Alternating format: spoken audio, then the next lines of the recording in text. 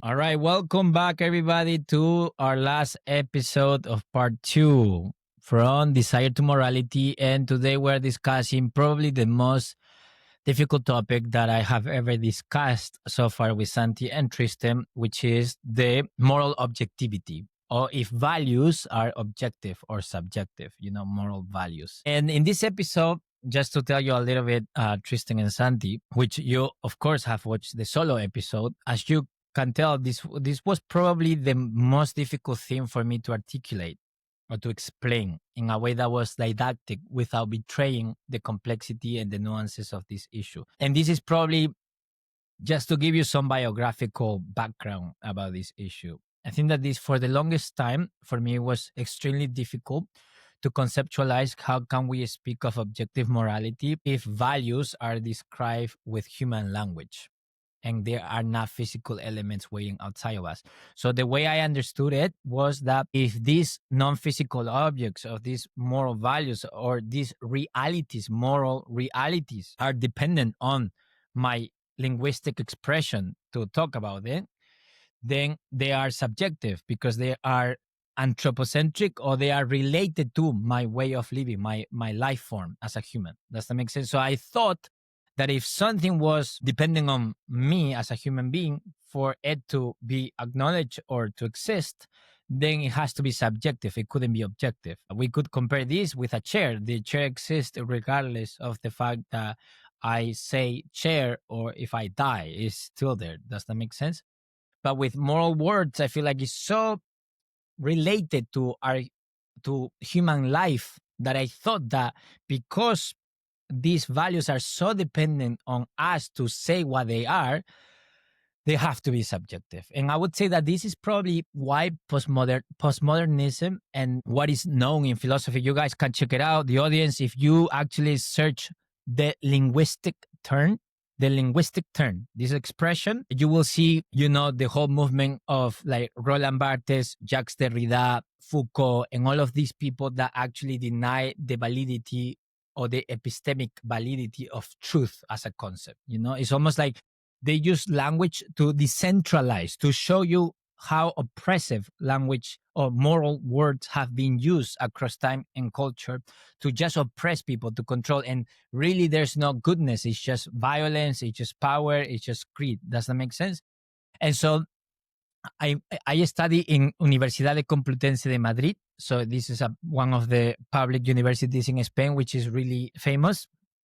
And in this, academic environment, a lot of people are suspicious of truth claim, And so for me, this was probably the philosophical topic of my life. And this was not just an interesting subject. For me, this was a very painful subject because I didn't have a rational way of accounting for moral truth beyond my faith. And, I had a faith, or I have a belief that objective morality was a thing, but I didn't have a rational way or a philosophical way of actually understanding that. And I was always very puzzled about how to account for objective morality, especially after the critique of postmodern philosophers such as Jacques Derrida and things like that, where they show you that how justice or goodness and things like that have been used to actually oppress the many individuals and just to protect the power regimes rather than actually unveiling truth. Does that make sense?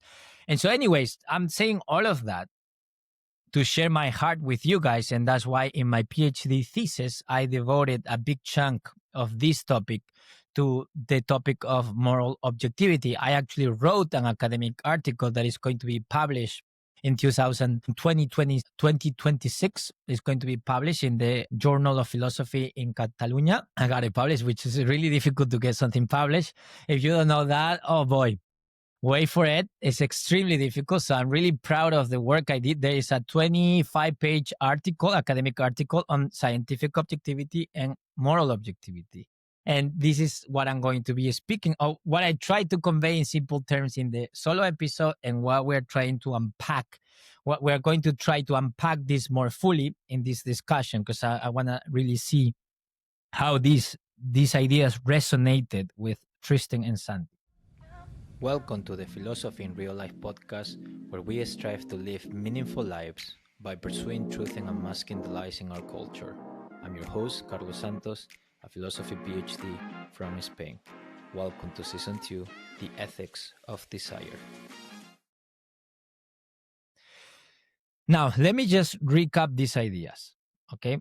Very briefly, because again, it's very difficult. Okay, so if you remember in the episode of the scientific objectivity, what I criticized was this assumption that all truth has to be scientific. And I think that we have to expand our understanding of objectivity to give way or to allow a space for what do we mean by moral objectivity. Okay. And in the solo episode, what I try to explain is that through our human perception and through our linguistic capacity as human beings, we are able to get awareness of the reality of certain moral values that even though they are dependent of us for their recognition and expression, they seem to be independent in the normative status that they have. They seem to call us to live, they call us to live in ways that we didn't invent or we didn't create it. Okay, so I'm gonna explain it in simple terms through Nietzsche. Okay, so you have basically the subjectivist approach to morality and the objectivist approach to morality. And I didn't say this in the solo episode, but I think it's useful to say here. Okay, so the subjectivist approach to morality, of course, opposes this, because if you study Nietzsche and the idea of the Superman or the Überman is that you can create good and evil for yourself. You can be the master of your own life. But if you actually pay attention to that, it's wrong. You cannot situate yourself in a neutral space, in a vacuum, and then all of a sudden decide that you are going to see as important or as what would you say, worth acting on, a promiscuous lifestyle or a self-sacrifice type of lifestyle. Like, meaning you cannot just go be like, let me see how I explain it, because it's very difficult. You cannot just by a radical decision decide that you are going to see something as valuable. No, you actually perceive something as valuable, and then you try to give an account of the reasons why you find that appealing. Something deeply moves you, all of a sudden you feel really inspired to imitate that person or to admire that person. And that is not something of your own doing. You just witness that happening to you. It's almost, okay, this is a good analogy. It's almost like music, right? All of a sudden you didn't know you like salsa, but for the first time you are a gringo or a gringa. You are a person who didn't grow up Latina or Latino. And all of a sudden, for the first time, somebody plays salsa in the background. And all of a sudden you notice your body moving without your consent, right? Something like that. It's almost something violently appeals to you in a profound way without your consent. And that is what we mean when we find value in something. It's not like we, all of a sudden in a detached manner, we decide, oh, I'm going to see this as important and meaningful. And then, eureka, then all of a sudden that thing becomes meaningful. No, it doesn't work that way.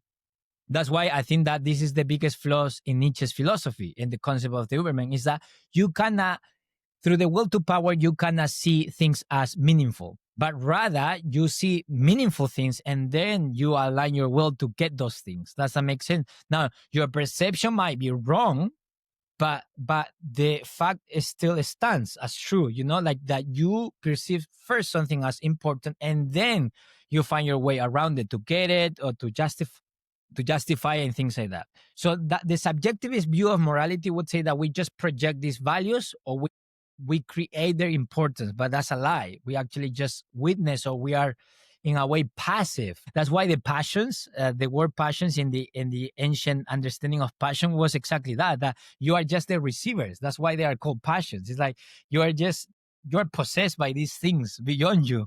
You know what I mean? Without your consent, they possess you. And then you have the objectivist view of value, of moral values, is that, but when you are living your human experience, then you all of a sudden feel deeply moved by that charitable behavior of this person in the street, or you realize that, wow, that woman, for example, I'll give you an example with my wife.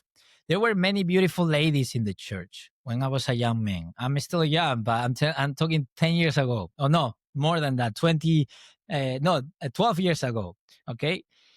But I felt deeply moved by how Sandra spoke to the person that could not give her anything at all. Meaning, I saw or I witnessed how she was talking to a visitor or to a person in the church that really she couldn't get anything from that person. And she talked to that person with kindness and dignity. And I felt deeply moved. And I didn't see that virtue in other people. And I feel like, wow, I really need to get married to this woman. Otherwise, she's going to marry another one. And I don't want that. And so you see, so you witness something and it deeply moves you and you are just almost in awe. And sometimes you don't know what to do with that.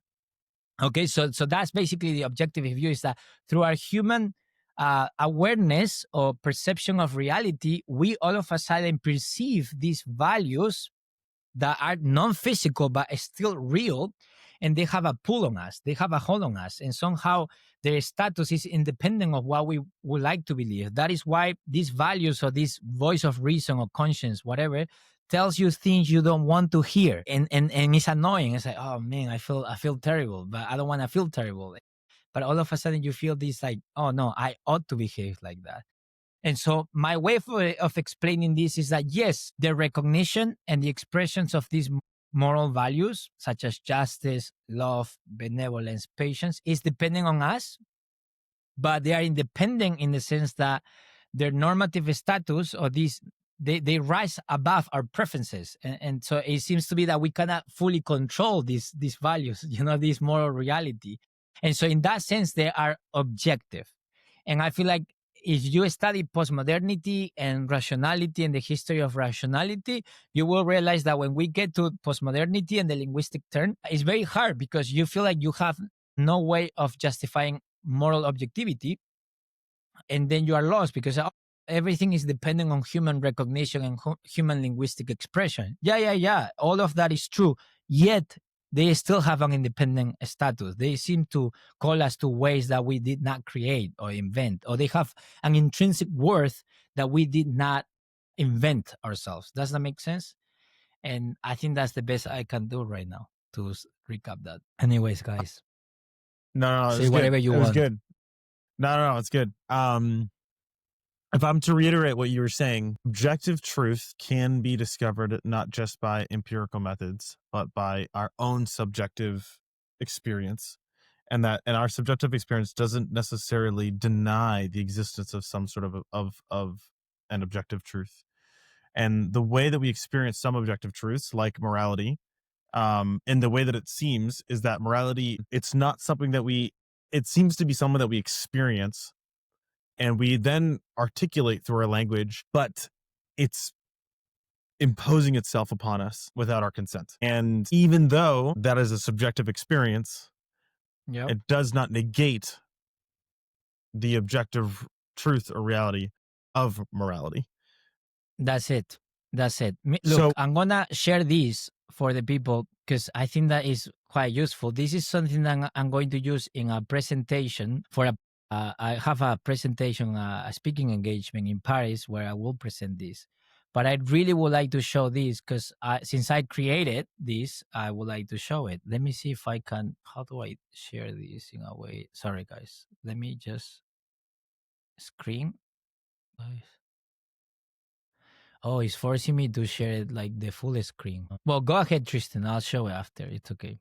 No, that's all right. So that's what I'm perceiving. I think what I'm I want to be able to, again, push back because I'm fairly convinced, but I think I still go back to this idea of how can we be certain that the moral values we experience are truthfully objective and not, I guess the main objection that I think most people have is that they are part of our biology, part of our collective biology. And that is the thing that's being impressed upon us. And so in the same way that my biology imposes hunger upon me, whether I want to be hungry or don't want to be hungry. Right. It's possible that morality imposes itself upon me in the same way because my biology is asking me to, because again, I have a personal objections to it as far as, like, let's say, the complexity of morality and, the evolutionary biology's ability to come up with that complexity is, I don't know, I think it's interesting, but I don't know, I want to be able to try to steel man as much as I can this idea, like, how the objection is going to be, how do you know that it's not your own biology that's inventing this idea and that's forcing this upon you and not something that's external outside of, because that's your it sounds like what you're saying is outside of my body this thing exists. Yes. So, okay. So we need to, yes, but we hold on a second because we need to here refine more our discourse, the words we use. Yes. So when we are doing philosophy, especially philosophical anthropology, we are looking at, based on our human experience, just our human experience, what we can state or claim about reality, about the way we experience reality. And what I was trying to say with this, which as I'm gonna see if I can show this. Let me see. I'm gonna show my full screen so that you guys see this, because this example will help us get this right, I would say. So, a ver, do you see this? Yeah, I see it. Perception of physical objects. So you have the perception of physical objects. This is us, okay, and this is our human makeup, psychophysiological capacity, okay, to gain awareness. So here I wrote, our human capabilities facilitate the awareness of physical objects, but they do not create the objects. You see? So through this, so we perceive this because our organs facilitate or contribute to the awareness of these physical objects. But that doesn't necessarily mean that these objects can be reduced to our perception. And this is easily understood when we talk about physical objects. Now, when we talk about non-physical objects, this is more complicated, right? Because here we would say something like our human capabilities facilitate our awareness of moral values, but they do not create their independent status, such as peace, justice, love, benevolence. Okay. Now, what do I mean by this? Is that they are linked to our biological capacity in the sense that our organs, our mind, our brain, and all of that is facilitating having an awareness of these values. Okay.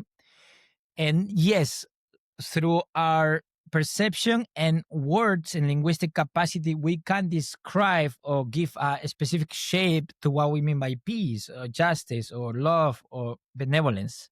But even if that's the case, even if through our biology we can, it facilitates our awareness of this moral reality that is linked to some degree to our form of life, our human form of life, or our biology, that doesn't necessarily fully explain why these values have this normative status. It's almost like they rise above our own awareness of things and then tell us what to do. And they have this normative dimension, right? Of like telling us things that we ought to do or not to do beyond our survival or convenience.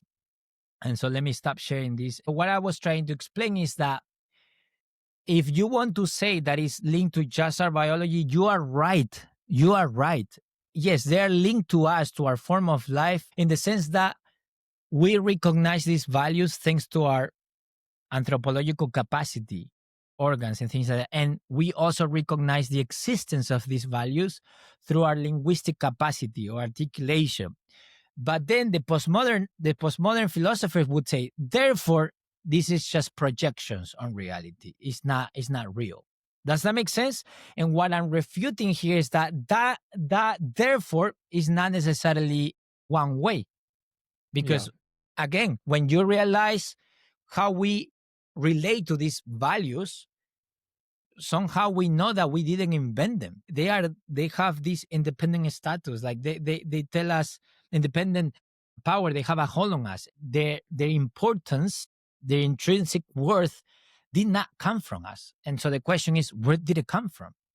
And to me, the biological explanation of this importance doesn't cut it, because it's almost like too easy. It's almost like it could be an answer, but I find it less believable. Now, I'm not saying that this proof that these values has a lawgiver or anything like that, but in my opinion, it is a philosophical clue, like a hint or a clue that something quite strange is happening here.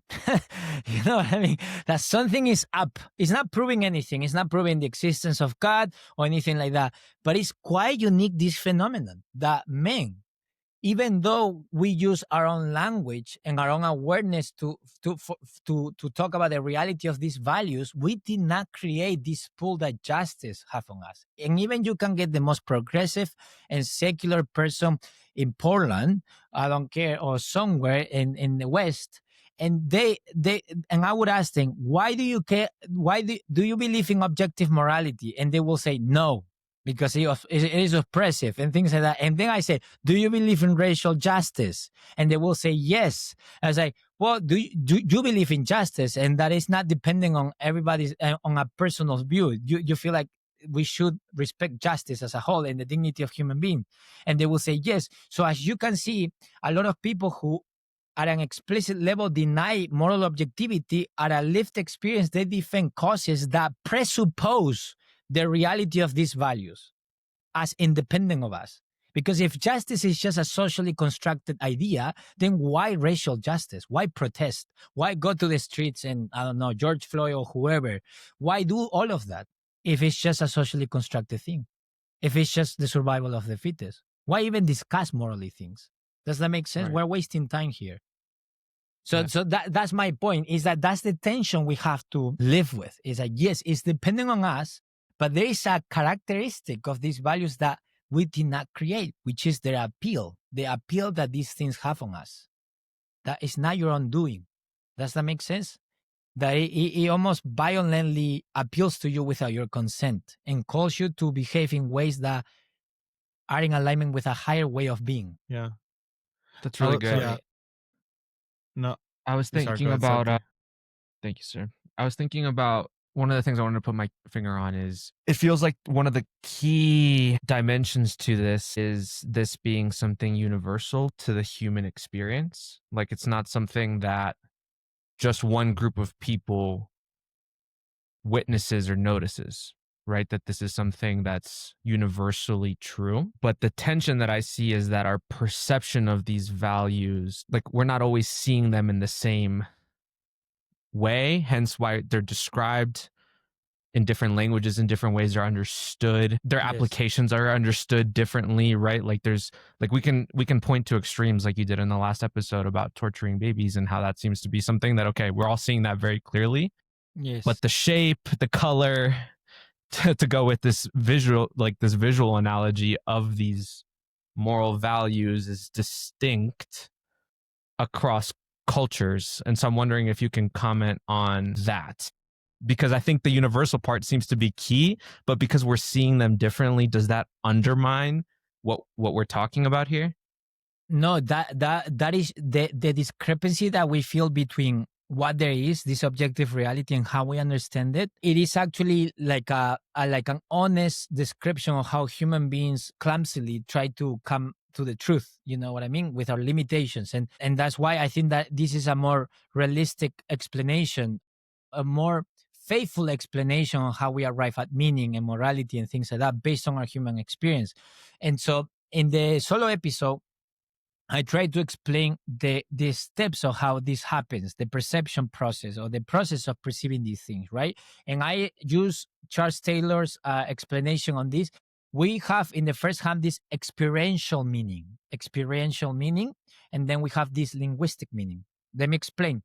Whenever you witness a situation, you witness this situation through a hierarchy of value or a filter of like good, bad, and things like that. For example, you witness I don't know, like let's say a young person is stealing something from an old lady, right? And so you witness that situation, and all of a sudden you have a somatic response. You feel emotions, your body full of adrenaline and indignation and anger. It's like, dude, this young person is taking advantage of this old lady. So you have this, so to speak, experiential meaning you feel through your emotions is almost like a moral reaction. Okay, it's not an arbitrary reaction, it's a moral reaction. Like you respond emotionally to a situation in which you see that something went wrong, and then you linguistically, and this is the linguistic meaning. So we have the experiential meaning, which is implicit, codified in the body in the form of emotion.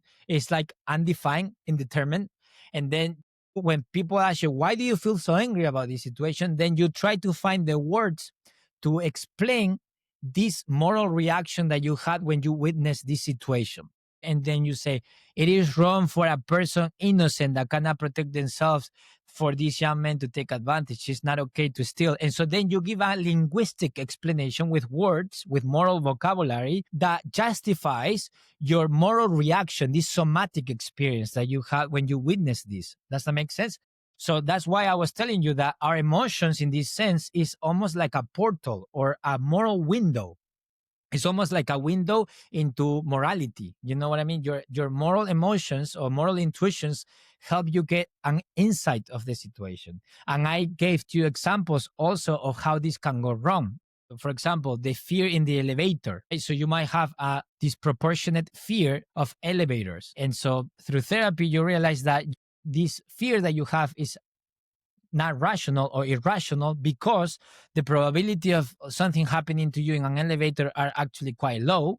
And so, but your fear, your emotion is ascribing danger to the situation that doesn't merit that description. Does that make sense? Same thing with the case of jealousy that I use in my solo episode, right?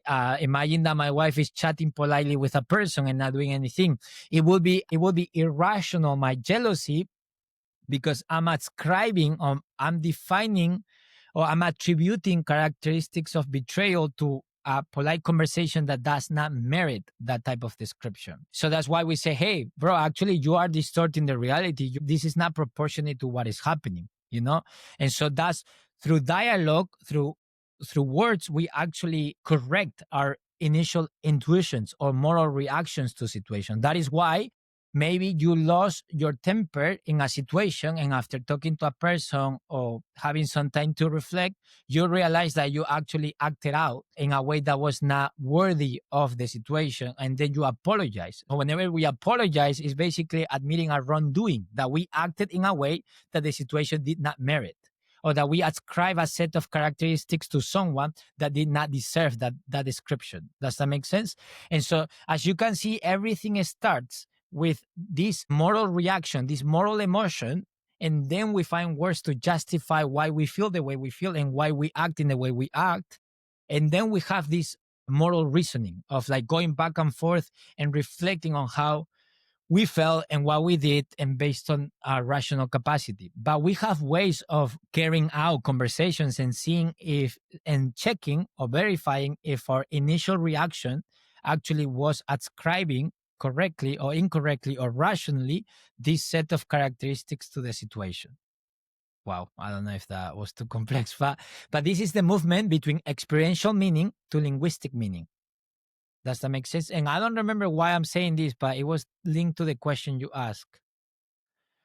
I forgot the question. I was asking about universality and then like how different cultures describe Yes. morals.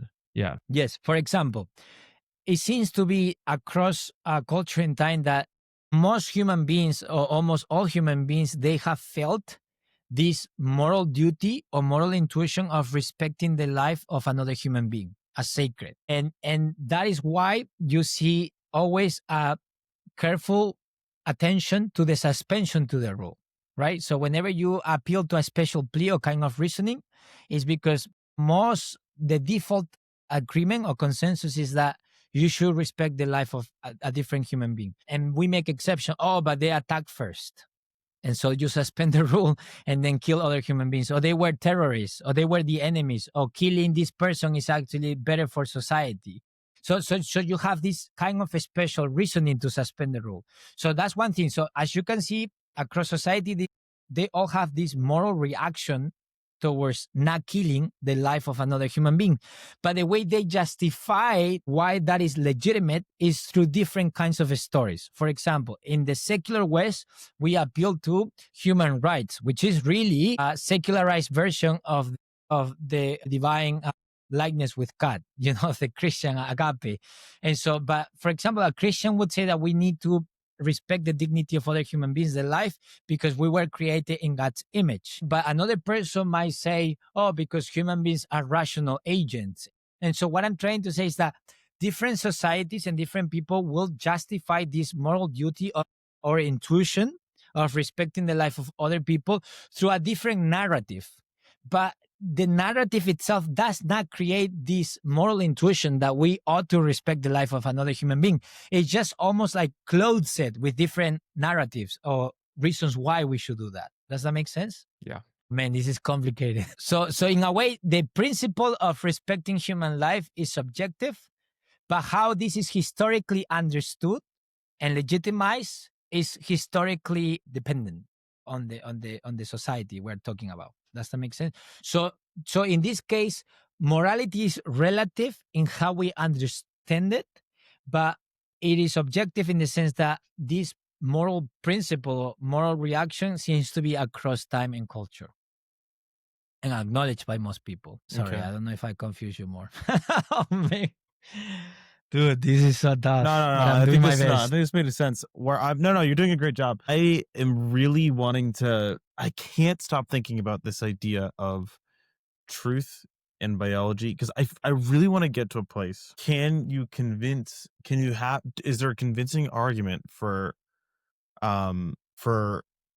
morality and truth existing outside of our biology? And what I mean by that is, like, because again, the argument always goes, it continues to go back to, it's something our biology, it's not that I think I know what you're it's getting something at. it's, I guess, yeah, I don't know. Yeah, that's where I'm trying to, like, it doesn't exist outside of our biology. And then, because I think that there are real implications for that, for truth existing Yeah. outside of our biology. And how do you, It is problematic already to use outside because that presupposes a physical space unless you are using outside as a metaphorical way of appealing to that reality. So I guess I'm saying, let's use Plato. in the same way that when I say outside of reality, what I'm trying to say is that a dog exists whether I'm here or I'm not here. The dog exists. But Right, what but I'm in that asking case- is, does truth exist whether I'm here or not here? And does morality exist whether I'm here or not here? Or does it only apply to, I'm just trying to work through this idea that it's not necessarily my own biology that invented a truth about, like, justice. I don't know. Yeah, but then we are talking about a different kind of existence or nature of existence because the good doesn't have physical properties. Even let's use Plato as a case study to understand this, and then let's look at the Platonic Christianity and how they took these Platonic ideas and then they extrapolated to the Christian context, just to use it as a case study for us to have a more productive conversation about this. For Plato, ideas such as justice, the good, and all of this, they had a special reality in the world of ideas. So they were actually, they have their own existence, so to speak, independent of us. But in a way, it is really hard to articulate. But in a way, it would be something like the same way the chair is outside of us and has its own existence, the same way the good in the world of ideas is there. Okay. The problem with that, and this is a criticism of that, is that this is Platonizing morality, or this is Platonic morality. Why? Because justice, goodness, and all of that, this in philosophy is hypostasis or hypostasis, okay? Which basically means that you take a characteristic of a human being and you make a personification of that. For example, a person can be patient or not patient. But then I say, oh, patience exists. But you are taking a feature or a characteristic of a human being and you are making a separate entity out of that. You see what I mean? So it's not so much evil exists. No, evil is a feature or a characteristic of human behavior, right? But as soon as you say evil exists, you are making evil, this feature, this characteristic, as if that were an independent subject, almost like, an independent entity. And so for a lot of philosophers, that's not warranted. That's just the way we speak about things, but they don't have a real existence because it's a feature of something, not so much they don't have an independent existence apart from you. Does that make sense? Yes. So That makes that sense. that Yeah, would, yeah. it's almost like saying, where is the roundness? It's like, bro, the roundness is just a feature of a physical element. You know what I mean? It's not there walking. Does that make sense?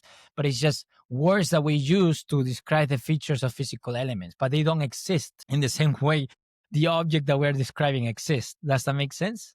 Okay. Okay. So that's one thing that we need to take into account. But for Plato, these things, these ideas, these moral ideas have actual existence, you know, in the world of ideas. Now, the Christians took this Platonic type of understanding of morality and they say the ideas exist in the mind of God. So they were more witty, right? Because they avoid the hypostasis, making these virtues or these values as if they are different human beings walking in a parallel universe. And there's a no. They don't exist the same way a chair exists, but they are part, is a property of the mind of God. So it's a more sophisticated argument. Okay, because they were trying to give an account of these values, somehow the original story of these values. Where do they come from? Because they seem to have. And so when I'm saying that these moral values have an independent status, meaning like this normative status, I'm not saying that they are independent in the sense that they exist in the world of ideas as a chair exists. No, I'm not saying that. But I'm saying that these qualities that we see in actions, in ways of living, and things like that, they don't seem to be arbitrary. Their importance or their intrinsic worth seems to come from somewhere else that is not us making that thing important. Why giving to the poor your own life and giving your life away is something worth imitating? Why does it appeal to us in that? Why the life of Gandhi? Why the life of Martin Luther King? Why does the life of Buddha or Jesus appeal to us in a profound way? Why?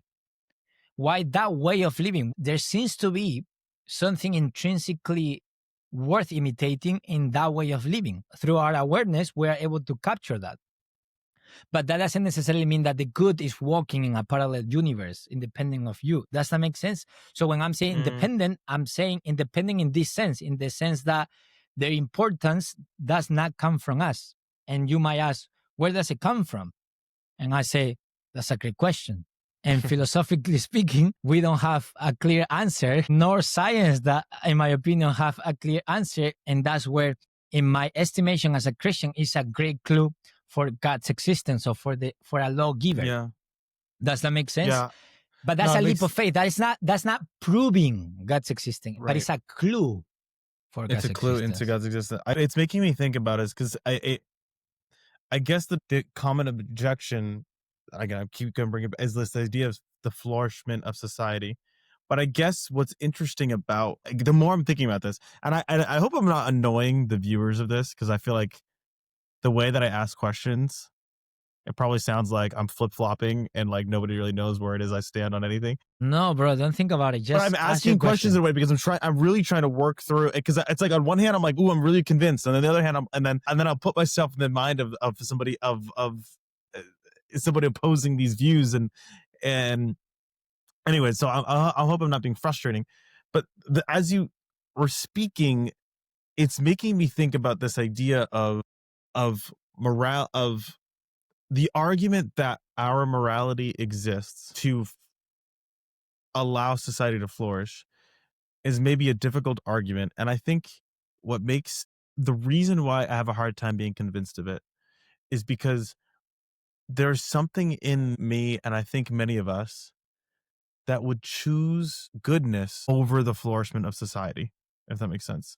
And I wonder if that is an interesting, it's and what I mean by that is, if a society was to flourish, but it was to do so at the expense of what was good or what was right, it would seem wrong. I think it would feel wrong, and I wonder if there's a concrete example. And it makes me feel like goodness isn't connected to the flourishment of society, but it's something separate from it, and therefore, if that makes sense, like, and there's something else that's happening, and it makes it hard for me to believe that my biology invented the morality that we experience, but that the morality that we experience exists When I say outside, again, I guess I mean it in a more metaphysical way, but what I mean by it is I'm trying to basically get to the source of it, because there's one argument is God is the source of morality, and another argument might be that the source of morality is our own biology that invented morality so that society could flourish. But if it is the case that I'm willing to sacrifice the good of society, the flourishment of society for what is ultimately good, and if I believe that in my being, then maybe it has nothing to do with whatever my biology invented, and maybe it's something else. I don't know if that's, I don't know if that makes sense, and I don't know, and maybe that's just me though, right? But I'm having a hard time articulating this stuff. Yeah, but okay. This is why no. I'm sorry if I'm completely throwing us off the rails. No, this is good. This is why I chose to study philosophical anthropology, because I wanted to really find out how much we can say about objective morality without justifying the existence of good and evil or goodness in a metaphysical realm or reality that we don't have direct access to. Right. So if we were to just force ourselves, just based on our human experience, based on our embodied agency, how much can we speak about good and evil? That's the question I was really getting at. Say it again. Could you repeat that again? Meaning, if we were to force ourselves not to appeal to God or to, I don't know, the world of ideas, because Plato didn't have direct access or direct experience to the world of ideas. He presupposed that place. Does that make sense? But you don't have access, like, saying, it's in the mind of God. Oh, yeah? Where? Which mind? And where is God? Does that make sense? What I'm trying to say is that the religious experience typically presupposes supernatural being or agent that we don't necessarily have a direct access to, in the same way that I have access to you speaking in a cafe and shaking hands. Does that make sense? And so if we were just to limit ourselves to our human experience, embodied agency, how much can we claim the existence of good, right? Or in what terms should we speak of objective morality without presupposing any metaphysical being? No, just looking at the way we live our lives as human beings in this world. And that's that. And so in my opinion, and this is the findings in my thesis, is that the most you can say philosophically, justifying this philosophically and not just assuming this as a leap of faith, which is okay with the leap of faith. The person that denies God and the person who believes in God, they both do this leap of faith. They both, yeah. Yes. But I think that the question is under which basis, rational basis, right? We could ask that. But in the end, you make a leap of faith, okay? But how much can we say rationally or philosophically about the objective morality? And in my conclusion, was that the most you can say is what I just presented, even though they are dependent on a recognition and linguistic articulation or expression. They still have this status, this nature of them that seem to be independent of us, because we did not choose to see justice or this or that as important, as commanding our respect and admiration. We did not choose that. It's not our own doing. It seems to be that somehow that importance, even though it's linked to our reality as human being, didn't come from us. Does that make sense? And so where does it come from? Well, philosophically, we have to stay silent. Yeah. You have to stay silent. But that is the most lucid and honest way, in my opinion, of justifying objective morality, is that based on our embodied agency, this is as much as we can say. But the conclusion to me is not that it's an invention or it's subjective, because again, calls on us in a specific way that we need not choose or invent. And this applies to Foucault, to Nietzsche, to Derrida. I don't care. Again, I challenge the audience to name me one philosopher that did not have an orientation towards the good, or that they take for granted this conception of the good guiding their life. I challenge one philosopher, tell me. And if you quote it, I'll do a case study of how that philosopher has a conception of the good that they take as truth. It's impossible to live without a conception. So your claim at this moment in time, I guess maybe where the conflict I think is my the question I'm asking is not the right question for this conversation. I think that's maybe where the conflict is coming. What we're saying at this very moment, and the claim is not to the source at the moment of where it comes from. The claim at the moment is it's real. Yes. It's an objective reality. Yes. Morality. It's not subjective, and you cannot claim that it is subjective, but it is a real thing, even though it is perceived subjectively. It is a real objective reality, and we have to deal with that. Yes. So the recognition and the expression of the good is subjective or belongs to our subjectivity as human beings, but their normative status, this idea of that calling to us, this appeal that it has on our lives, is not our own doing. And I don't know where it comes from, philosophically speaking, but it's not our own doing. You did not choose to see Gandhi or Jesus or Buddha as a person worth imitating. You did not choose that in a vacuum. And your own behavior as a human being is always presupposing a conception of the good, a hyper good that is orienting your action. For you to wake up and live and do everything you do and not die or kill yourself presupposes that there is an aim that has an appeal on you that gives meaning to your life. Yeah. Wow. That where does it come from? Dude, that is a big mystery. That's why I'm saying if human beings are just another animal, we are the strangest of animals. We're the most strange animal ever. Can I ask to what It's extent? fascinating. I love it though. Yeah. So amazing that this happens to us. It's so bizarre. It's almost like we were giving like a something from somewhere that did not belong to us. It's like if you don't stand in, I don't care if you are theist, okay? But if you don't pause right now and say, what the actual heck is going on here? It's almost feel like a conspiracy. But anyways, I'll leave it to that. I'll leave it there. I'm wondering to what extent like these philosophical tools and analyses can actually be applicable to then figuring out what actually is the good and what actually leads to human flourishing.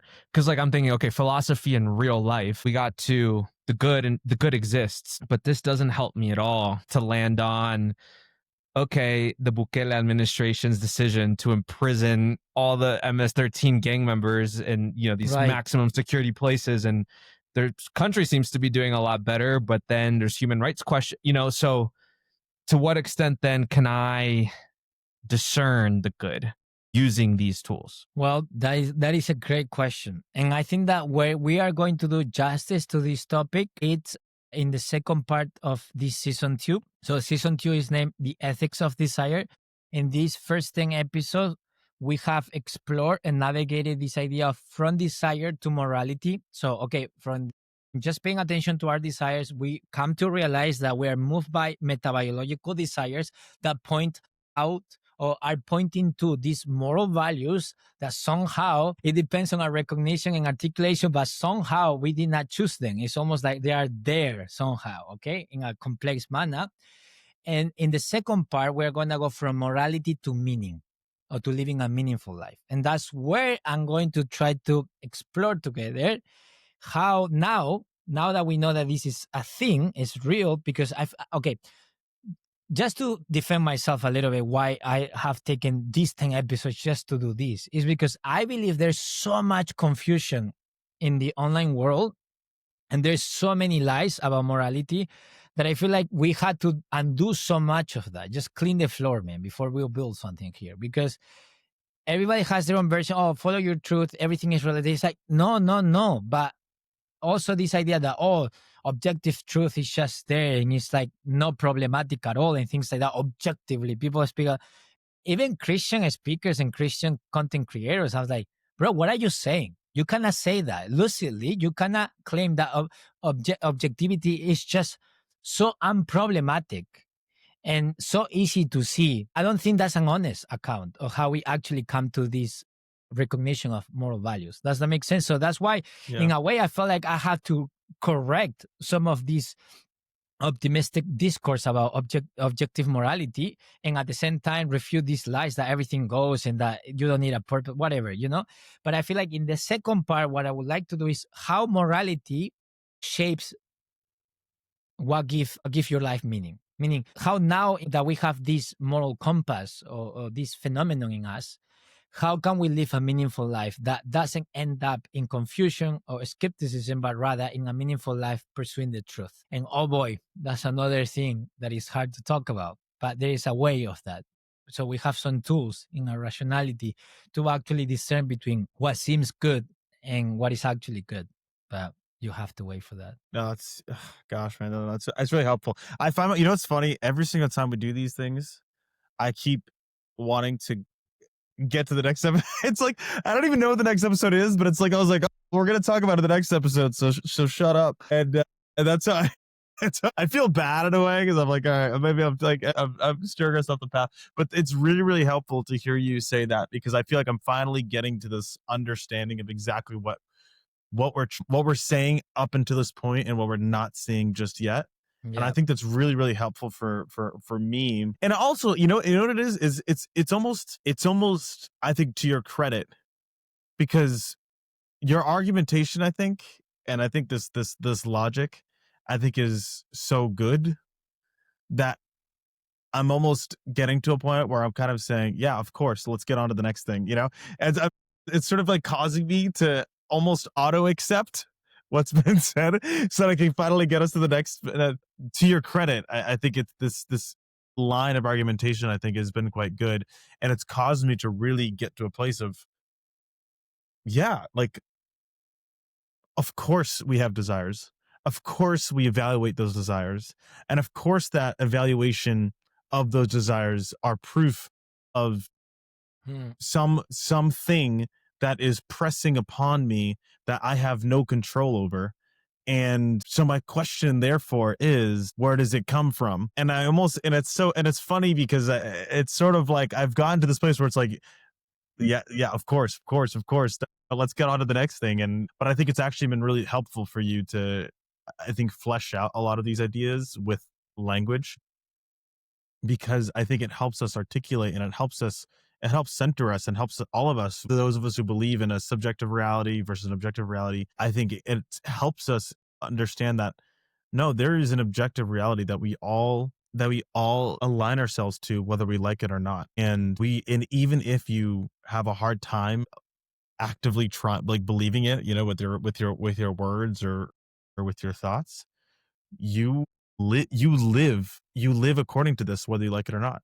You live according to this reality, to some truth. That's where and let's argue about where it comes from, but that's what we live according to. That's it. It's so interesting, and yeah, this is very helpful. Yeah, I don't know. You, Santi, wanna add something? Nope. Okay. That to be honest, like I know it might seem silly for some people who don't have these questions, but to me, this is kind of like so precious, like because I feel almost like privileged to be kind of like the vessel to serve people with this knowledge, because I feel like sometimes academics write in a very small world and general audience are confused about moral knowledge and discourse and things like that. They don't have a way of even grasping what exactly that is. And I feel like that's why I'm so strict with like, no, let's stick to just how we access these meanings. Let's not presuppose anything, because I very easily people go into just defending camps. Oh, the religious camps, the atheistic camps, the subject. It's like, I'm not interested in that. I'm not the defender of any camp. I want to know the truth. I want that. And I think that this method of phenomenology, of understanding like how we access, it almost like to deny that this is true, you have to deny how you act out. It's very difficult, right?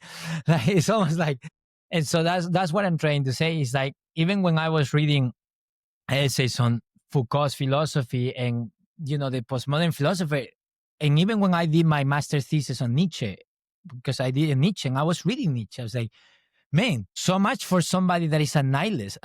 Like he cares. And so I was trying to get at, and I read many academics that specialize in Nietzsche, and they were Christianizing Nietzsche. They were painting Nietzsche as a liberator of oppressed people. And I was like, hold on a second. Nietzsche himself was an anti-humanist. He did not believe in universal benevolence. And yet you are using Nietzsche's criticism to truth and regimes of power as a way of setting people free from just these dogmas. This is quite interesting in the sense that, like, you see all the time, even in Nietzsche's philosophy, how he's denying that there's a truth, and yet he's being powered. He's driven in his writing so passionately about denouncing Christian morality and things like that. It's like, why do you care? And so in a way, the Nietzsche philosopher was like, yeah, I'm a relativist, but Nietzsche, the man that was writing those words, oh man, he was as religious as me in his writings. You know what I mean? He was so zealous. That's what I'm trying to say. And so that really was a discovery to me, and realize like, wow, we actually cannot act out with our conception of the good, even if we are so confused about what exactly that is. But we are being powered. Like, there is an ethical vision, whether of freedom, of joy, of happiness, that is driving our behavior and moving us to do something about reality. It's so crazy. It's so interesting. And to me, and I will say to people, I am a Christian and all of that, but to me, just this philosophical discovery, which again, that does not prove God's existence. I want to emphasize that. It does not prove it. It is a remarkable finding about human experience. It's like, what the actual heck? Where I'm just speechless. I don't know what to do with that. You know what I mean? I don't know what to do with this moral law that we have there. It's just ponder, and I invite the audience, if you are not a Christian, that's fine. But ponder, what a powerful source. And if you follow that voice of the good, somehow you will have better relationships and you will be a better person. It's so remarkable. It's like the path of moral transformation that the good put forth in front of you is such a life-changing experience if you just listen to it. It's so weird. It's so bizarre. Like, anyways, sorry, I'm just in awe. I'm still in awe. I wrote a dissertation of 300 pages about this topic, relating all of that, and I'm still in awe. I'm still like scandalized by this idea. It's like, wow, crazy. Anyways, Yeah. Sorry. We love Dude, the it's passion, so good. man. No, I love it, bro. It's just so true. I think that's for me, that is the thing that when I am walking along, I don't know. And again, I'm a Christian as well. So I walk along, and there are moments in which I have doubt, and there are moments in which I struggle. And then but I actually do constantly go back to this idea of truth. And I constantly go back to this idea of, when I actually open up the scriptures, something about them aligns so well with reality. It's like miraculous. I don't know. It's like, it's so hard. I don't know, even it's so hard to even describe how surprising it is, and how it's so hard for me to reject something that's so, I guess it's like metaphysically true. I don't know. It's like there's something that, like, and that's what I have such a hard time. It's like, but it's, I don't know. It's like, when I align myself with these practices, with the words of Jesus, my life seems to align better with reality, and gets steered to a direction in which its fruit is consistent goodness. That's it. And when you are that, next to me, is strange. And when you are next to a good person, you just know, dude. I just don't care. Like, just everybody in the audience, when you are next to a good person, you become good. It's like so strange, so weird. Wow. It's like the loving presence, of the good presence of someone is so redeeming. It's so powerful. You can think of that person that you admire the most, that took care of you in your worst moment. It's so redeeming, so healing, so crazy, so beautiful. Dang. It's all of that together. Yeah. I know we gotta end. I just have to say this one thing, because it just, I'm so sorry. I know we gotta end. No, go. Just based on what you said, I was just thinking about in my life, I've been a Christian for a long time, and I've had many moments in which I don't know. It's like I was sort of going against the grain of what everybody else was doing, what the rest of society was doing. And I think an example would be like sleeping around, right? So like I had like one of the decision that I had made early on as a Christian was that I would not do that because it was right for me to according to live was to not look at women lustfully, to not sleep with women that were not my wife, and I wasn't married, right? So as a single man, I decided that I wasn't going to have premarital sex. And actually, even beyond that, like I wouldn't even like make out with women or kiss women, or like these are things I just wouldn't do. And everyone around me, but like society did not necessarily deem that as good, right? Yeah. Society around me said like it's fine, it's not a big deal, right? And this is it's not a problem. And okay, that's fine. That this is what society deemed that society deemed it was okay and it was good to sleep around and do that. But the thing that I always found interesting was that people would come up to me when I'd express that this was the way that I lived my life. They would oftentimes say, "Wow, Tristan, I really respect that." Or, "Tristan, that's really like good for you. That's really awesome." And Mm. I look back and I think, why did they think that? Why why do you respect me for this thing? Society, if it's not good, right?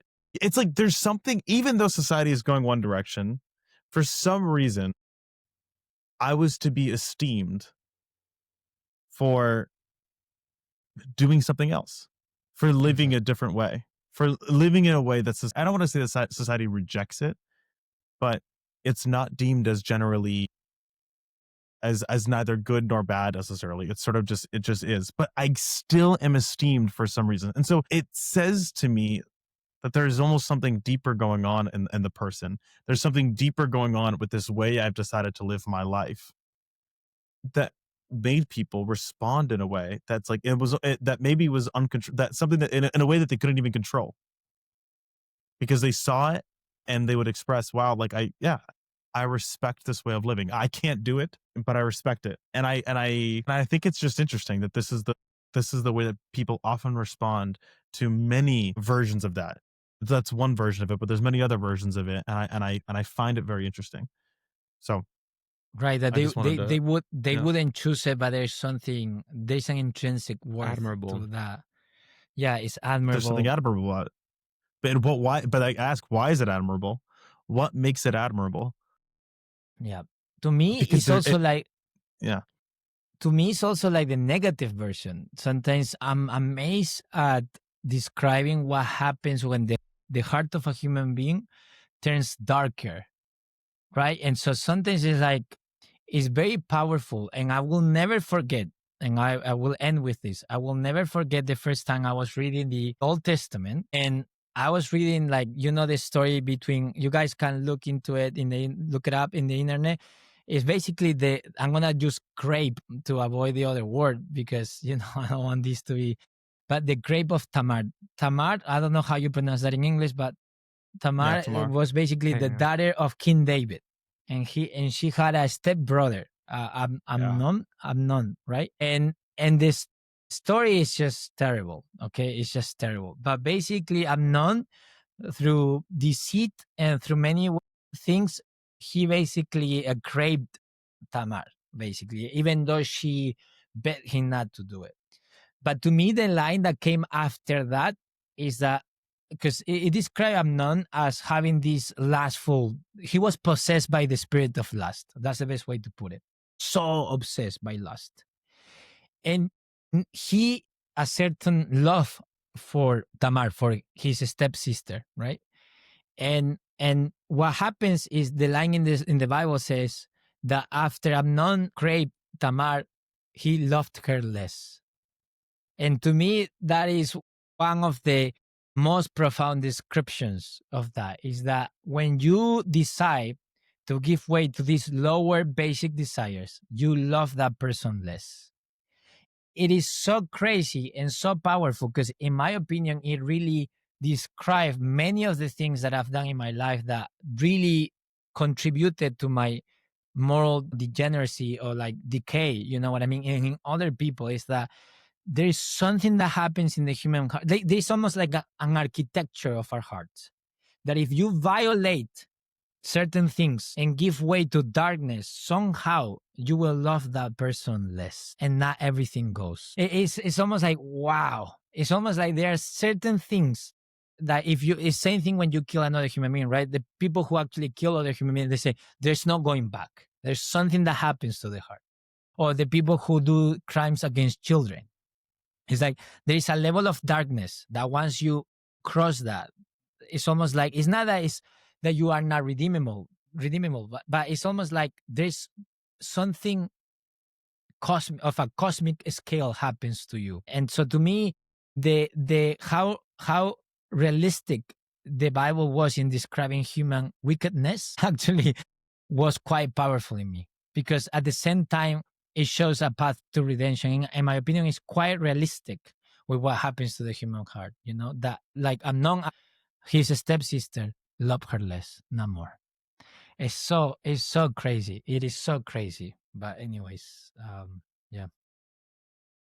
That's all I got. All right. This was a lot more emotional, that I'm losing even my voice from, you know, the excitement and the feelings and the pain and all of that. But anyways, what a beautiful way of ending the part one, from desire to morality.